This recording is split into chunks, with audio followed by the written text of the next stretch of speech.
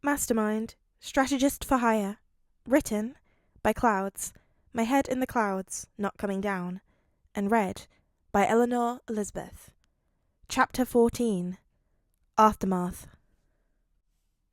Thousands showed up for the funeral of the symbol of peace.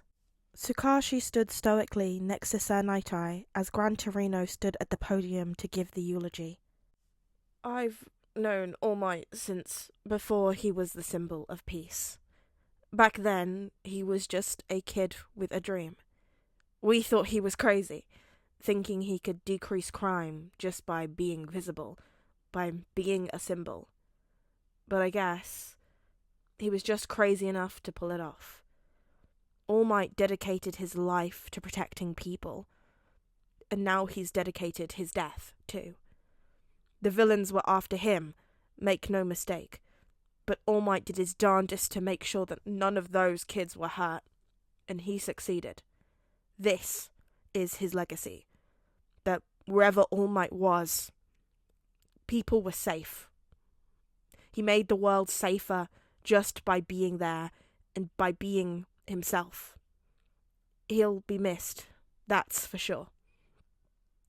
And the world won't be the same without him. But if I know anything about All Might, I know that he wouldn't want us to lose hope.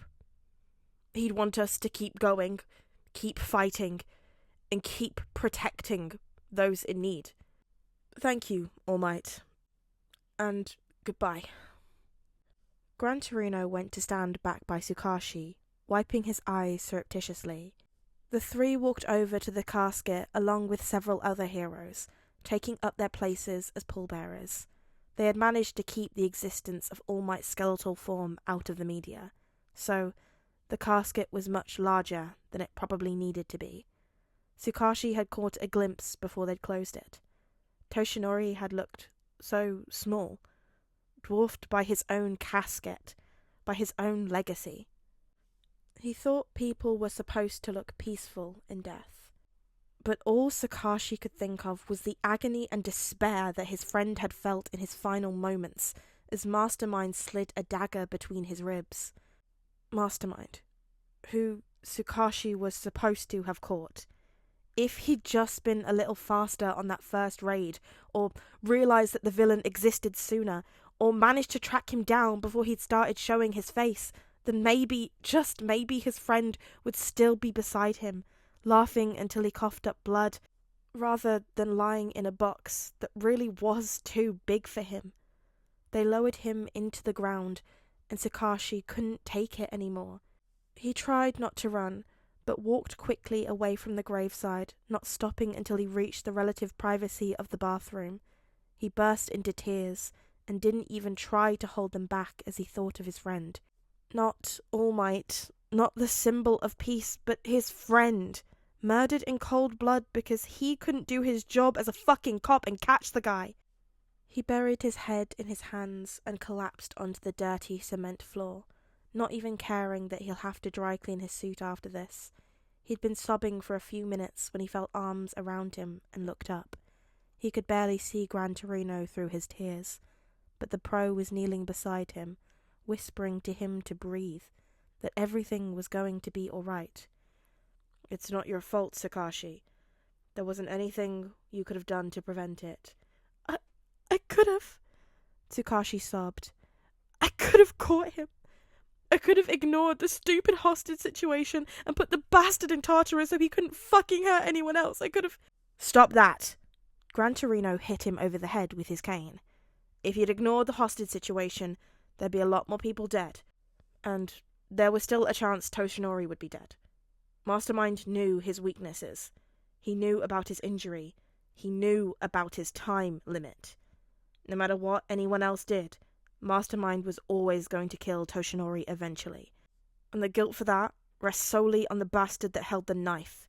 Not on me, or on you, or on anyone else. Do you hear me? But, no. Gran Torino's right. The two looked up to see that Sir Nightai had joined them. If we were going to assign blame on your criteria, I would be just as guilty as you. I was the one who told him to go to UA to find a successor. If I hadn't pushed him like that, he would have never been there, and those villains would never have come. But if we lose ourselves in blame, we will be paralyzed with doubt and fear, and then we will never be able to catch the man who killed our friend. And I won't let that happen." The other two looked at him in shock, surprised by the ferocity of his declaration. Sir Night-Eye had tears streaming slightly down his face, and his hands were clenched at his sides. Suddenly, Gran Torino reached forward and pulled Night-Eye down to the floor, wrapping his arms around him. "It'll be all right. Even if he's not here, it has to be all right." The three didn't know for how long they stayed there, sobbing on the floor and holding on to each other for dear life. But by the time they left, the crowds had already disappeared and the news crews were gone, and the gravediggers were already filling the hole with dirt. They each went their separate ways, and Gran Torino waved to the others as they left before turning to face the grave one last time. "We'll catch the guy who did this to Oshinori," he whispered. "We have to." "So, I need to be completely honest with you." Nezu sat solemnly at the head of the table. The staff of UA had gathered together for a meeting on how to move forward after All Might's death. 13 was wrapped in bandages, and Aizawa still had a thick piece of gauze taped under his eye, both physical reminders of what had happened. At least the media wasn't blaming them for All Might's death. If anything, they were being praised for how well they protected the students against a horde of unbeatable villains. "The League of Villains only came to UA because All Might was here," Nezu continued. "He was the ultimate goal, and his presence put the students in danger. And for that, I am truly sorry." "Why did you think it was a good idea for him to teach here anyway? He didn't even have teaching credentials, and—" Aizawa huffed angrily. "Those villains put our students through hell. They had to learn too early that not every villain can be beat. They had to watch the symbol of peace die. That's not something we can erase from their minds. It's something that will stay with them forever, and it only happened because All Might was here." "At the time, I believe the students could learn something from him.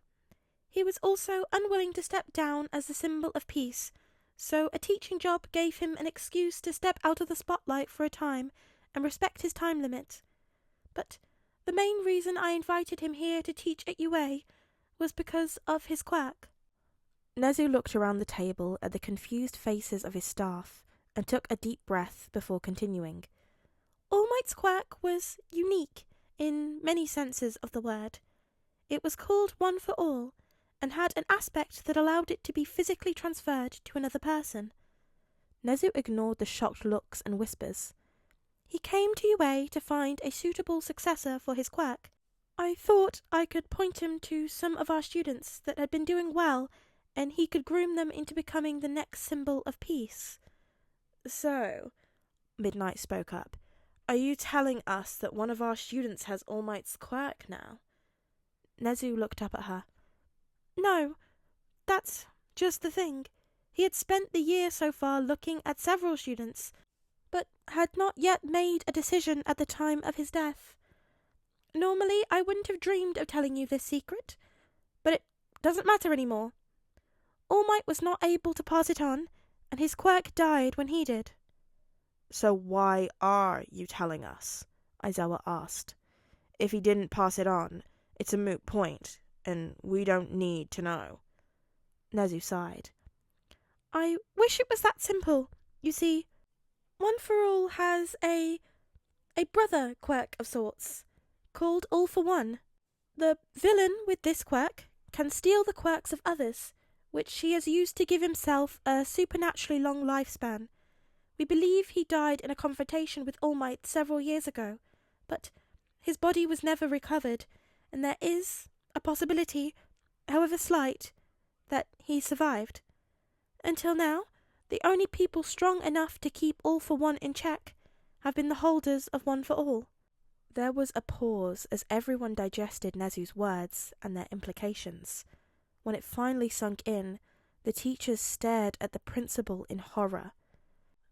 "Now that All for One is gone," Nezu whispered, "I do not know if there is anyone alive strong enough to defeat all for one.